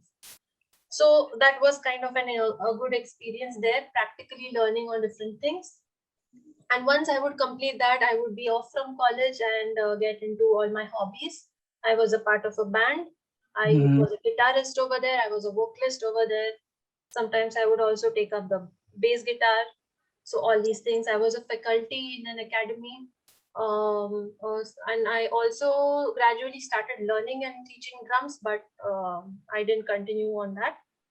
So I used to perform in different shows during the evening times. I used to have shows for going on around 3 to 4 hours.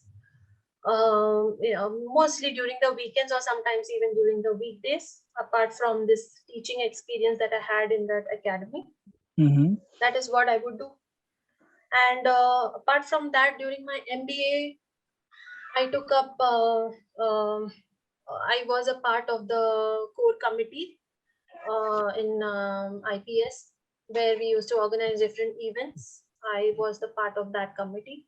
We used to organize many events, like, and even take part in collaborate with all these different IIBM and IIBR and all. So there are different group of institutes like right under ASM. So we used to all get together and plan for the event, whether it was even a normal Teachers' Day or the entire annual event that the college has. And we got a lot of support from our faculty. So we used to attend our classes 10 to 5 with the 1 hour break. And in the meanwhile, we used to also have these events that we used to organize, we used to work for. That was a really good experience. And I had also taken up language learning at that time. I was learning Spanish at that time. Okay, wow. Didn't go that well, but yeah, I have again started attending it online now. That is what I'm doing in my free time. So yeah, when you are in college, you have a lot of time to do all these things, to learn a lot. And as I said, I have completed my specialization in information technology, right, during my MBA. So I had not much guidance, you can say. There was just one faculty, but who was Amit sir, and he used to be really busy with other subjects also, teaching other people also. So he couldn't always give me lessons and sessions over the IT subjects. It was really difficult because even the other colleagues of mine who were into IT were all working. I was the only like fresher into this IT specialization. So I had to take out time to myself know what is the syllabus for the year or for the semester, know what actually happened in the last year, what questions arose during the university exams, get hand of all the question papers. Once I get the syllabus, then just jot down in brief about what every lesson contains, what every chapter has. Okay, all these things. I used to also go attend kind of computer classes for my practicals, like VB, Oracle, and all these things, and some knowledge which I already had on HTTP kind of subjects and all. That is what I used to do. I was kind of since I'm a computer science graduate, I'm completely from an IT background. I didn't have much knowledge on accounts, and I joke about this, but yeah, in the first year, everybody got 7 marks. Everybody got 7 marks in accounts. Only 2 people passed with good marks, and the rest of all of us got 7 marks. So instead of giving up paper for re-verification, it's called re-verification, I think. Instead of that, what I did is I approached one of the professors in ICS, I guess, for accounts, and just before my university exam, 2 months or 1 month before my university exam. And every day I used to like sincerely go and ask him to teach me on some like how to draw a cost sheet, or how to am I good at the balance sheet, where am I missing, what am I not understanding. He used to give me homework too. So that is how I spent my time there. My internship was also completely I had to do it everything like completely on my own, but it came out really well. I interned into IT as well as the marketing department. That is what I did, and by God's grace, you can say, I got one of my seniors from my MBA into that organization where I interned. So he was a business analyst there at that time, where he mentored me for in the IT perspective also. which is a very good, which was a very, very good experience. Plus, I had one of my seniors from my graduation colleges who mentored me into the marketing. She was a marketing manager there at that time. And that is how I completed my project very well. I got very good marks for my project, and the faculty really liked my project, I think. And Amit sir, as I said, who took my classes when in his free time for the IT specialization subjects, also referred my project into one of the papers that he published. So there were credits given to my project there. So that was a very, very good experience. So kind of self-made, you can say. Ma'am, since you were a student or a studious student, ma'am, you must know about the DBMS or Oracle or SQL very well. SQL, yeah. Yeah. Ma'am, we are really facing too much problems in that because we didn't get chance to do practical. Yeah, And right now, see, if you go through Udemy we courses, had exams on of practical few days ago. So we faced really many problems in that, in coding, the how to start, what to write and what to not.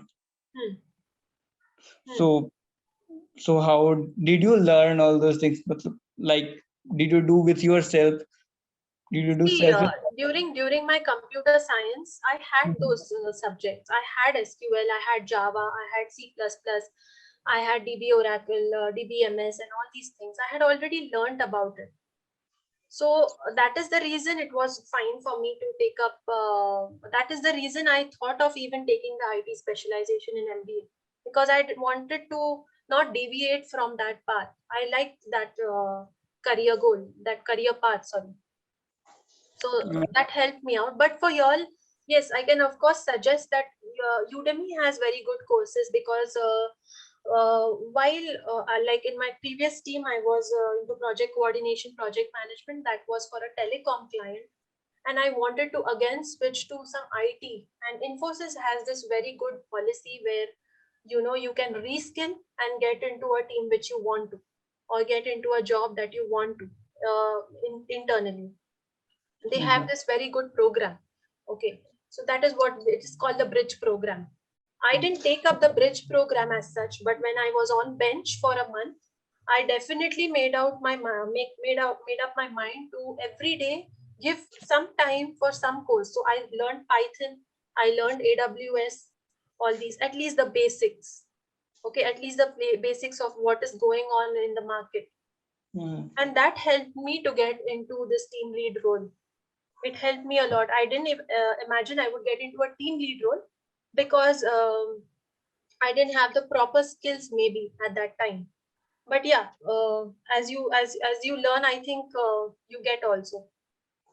Yeah, actually, I'm trying to learn programming. Yes, you can from go you. through Udemy.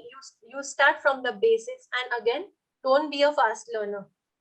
Start from the basics, and side by side, as you learn the basics, theory is one part, but this coding and things are all practical. These are all practical. Once you get hands-on, only then you will be able to know whether you have actually grasped that skill or no. So download that particular software on your laptop. Okay, practice it in that way. Create a database, create a folder, move files from one folder to the other folder. Or if there is a data SQL related, I think Oracle related, they have that Oracle 11G software. I don't know right now what is, when I was studying, it was Oracle 11G. I don't know right now what is the generation used for that, what is the version used.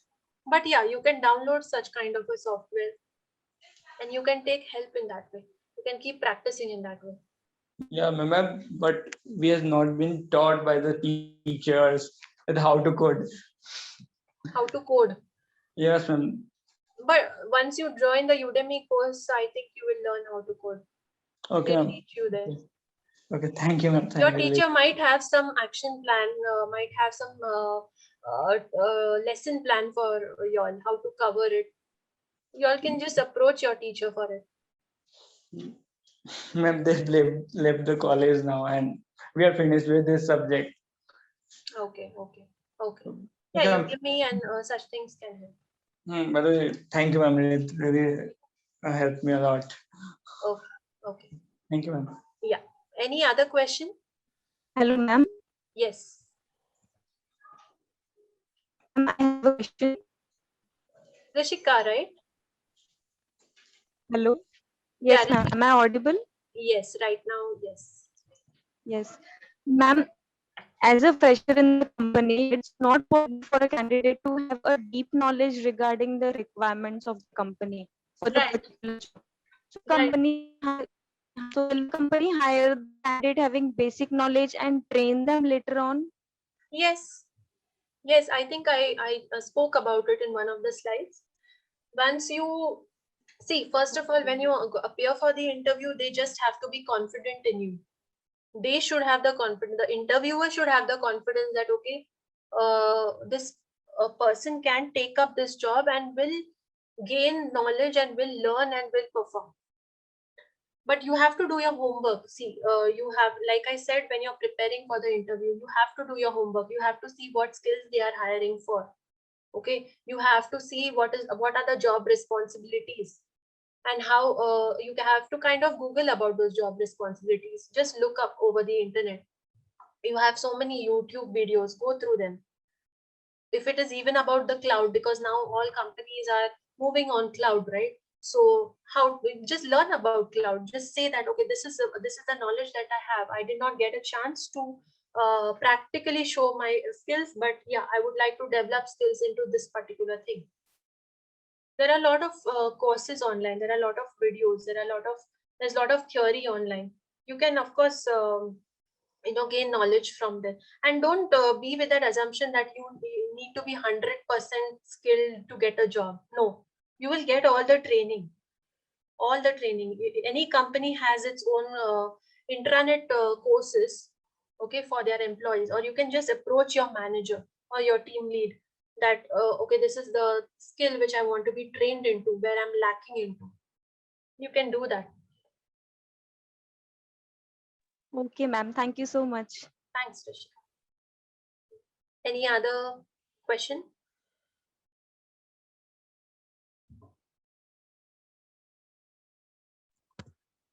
Hello, ma'am. Excuse me, ma'am. Yes. Ma'am, just one last thing. That is, actually, I belong from a commerce background, but I have a few like experience about Java, NetBeans, MySQL, HTML, but that was till class 12th. Like after that, I did not touch that very much. But I also keep a interest in these coding fields. So like for me, as in I'll be pursuing my MBA. So how do you guide me to like approach the coding part also? Like should I go with all the courses itself, or like how should I? It depends. What is your career path that you are choosing? If you are a commerce graduate and you want to pursue MBA into finance, you will not require a lot of coding there. Suppose it's business analytics. I mean, analytics has also some tools like Tableau and MATLAB and yeah, it has. Yeah, it does. But like I also want to keep a knowledge of this, like all the coding, some at least 2-3 coding languages, at least 2. Yeah, that's not an issue. You never know, your team might require some code to be generated at any time.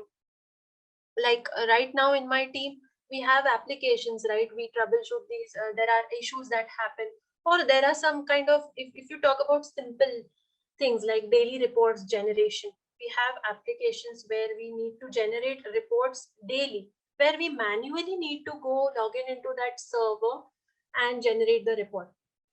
Okay, so it takes manual effort for that, and maybe drop that report on the SharePoint.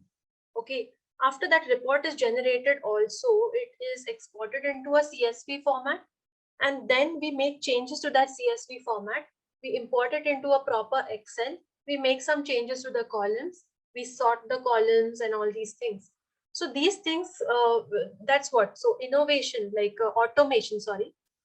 Automation can be an aspect which will help you show your skills, your coding skills over there.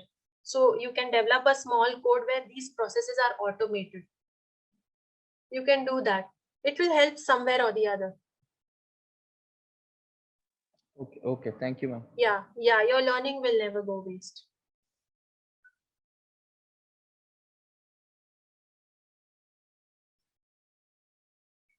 Any other question?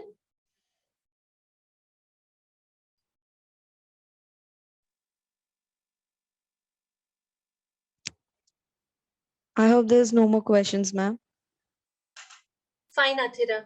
I'm good Okay, to ma'am. close the session for today. then. Okay, ma'am. We are really grateful for answering to you, ma'am, for answering all sort of questions.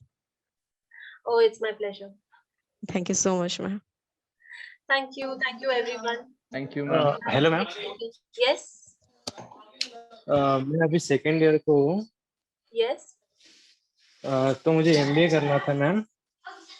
Second year BBA. हाँ yes ma'am, तो MBA करना था. तो ये इस साल नवंबर में cat exam जो होंगी ना, तो वो देख के मैं नेक्स्ट ईयर एमबीए कर सकता हूँ क्या? क्योंकि डिग्री तो लेट आएंगी ना, तो उस पर कोई अभी प्रॉब्लम आप नहीं आएगा ना? सेकेंड ईयर में हो. BBA कितने साल का है? 3 साल का. तो तीसरा साल तो कर लो पहले. नहीं, जैसे अभी मैं सेकेंड ईयर को हूँ, नवंबर में एग्जाम आएंगी, तो मैं थर्ड ईयर को जाऊंगा ना. ओके. थर्ड ईयर कंप्लीट हो जाएगा ना, ऐसा बोल रहा था. थर्ड ईयर कंप्लीट हो जाएगा, उसके बाद आप कैट कर लो. मैं वो कह रही हूँ. When you are Okay. complete, आप जब थर्ड ईयर ऑलमोस्ट कंप्लीट कर रहे हो, तब का जो कैट आएगा, लेटेस्ट कैट, तो वो होगा. Okay ma'am. हाँ, तभी आप आप ये कर सकते हो, कैट एग्जाम दे सकते हो. प्रिपेयर आप अभी से नहीं, कर जैसे सकते मैं हो. अभी मैंने थर्ड ईयर में ट्राई किया. ओके. हाँ, तो जैसे मैंने थर्ड ईयर में एग्जाम दिया, तो जैसे कंप्लीट होने के बाद तो वो होंगी नवंबर को, तो रिजल्ट जनवरी मतलब दिसंबर में आएगा. तो जैसे मुझे तो फिर फोर्थ ईयर में एडमिशन लेना पड़ेगा ना, जैसे. हाँ, मतलब वो आपके कैलकुलेशन के हिसाब से जब भी कैट लेटेस्ट वो होगा कि आपको अगले साल एमबीए करना है, तो उसके पहले वाला जो कैट, मतलब जो भी आपके कैलकुलेशन के हिसाब से, यस, तब तक तो आप प्रिपेयर कर लो कैट के लिए. क्योंकि कैट में आई थिंक डिफरेंट बहुत सारी चीजें होती है, राइट? Yes ma'am. हाँ, और अगर आप एमबीए करना ही चाहते हो, नेशनल लेवल पे कैट है, और ये भी है snap CET, I think it is called, symbiosis वाला. हाँ मैम, पर उसकी फीस बहुत ज्यादा है, इसलिए वो नहीं दे रहा मैं. नहीं, मैं कह रही हूँ कि आप अगर वो ट्राई कर लो, ट्राई करने में कोई प्रॉब्लम नहीं है. हाँ मैम. वहां पे आपके सिर्फ स्किल्स वो होगे कि किस तरीके के क्वेश्चंस आते हैं, कहाँ कितना टाइम देना है, कैसे मैनेज करना है, पेपर कैसे कंप्लीट करना है. वो भी एक स्ट्रैटेजी होती है कि आपको कौन सा सेक्शन पहले कैसे कंप्लीट करना है. क्योंकि कुछ सेक्शंस में बहुत टाइम लगता है, क्वेश्चन को पढ़ने में ही 1 मिनट चला जाता है, और आपके पास उतना टाइम नहीं होता है आंसर करने के लिए हर एक question. That is the problem. तो वो आप प्रैक्टिस से ही सीख सकते हो. Okay ma'am. Yes. Thank you Any ma'am. other? Yeah, no problem. Any other question?